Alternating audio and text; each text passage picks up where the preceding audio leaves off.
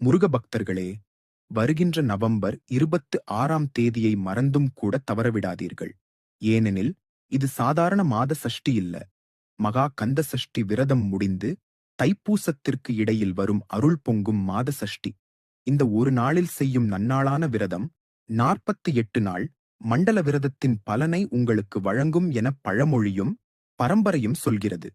November 25 இரவு 10:36 சஷ்டி துவங்கி அடுத்த நாள் இரவு 10:48 நிறைவடைகிறது. இந்த நேரத்தில் முருகனை நினைத்து மௌன விரதத்தில் இருந்தால் நீங்கள் வேண்டிய ஒன்று அல்ல, வேண்டியது முழுவதும் அடுத்த சஷ்டிக்குள் நிறைவேறும். இந்த நாளில் கடனில் ஒரு சிறு பங்கை கூட செலுத்துங்கள். அருளாளன் முருகன் கடன் சுமையை காற்றாக கரைத்து விடுவான்.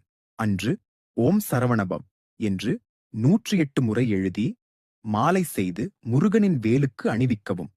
உங்கள் கதவை தட்டும் நல்ல செய்தி தாமதிக்காமல் வரும்.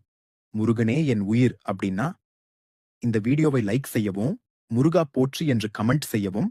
நம்ம எங்க அப்பன் முருகன் சேனலை சப்ஸ்கிரைப் செய்க.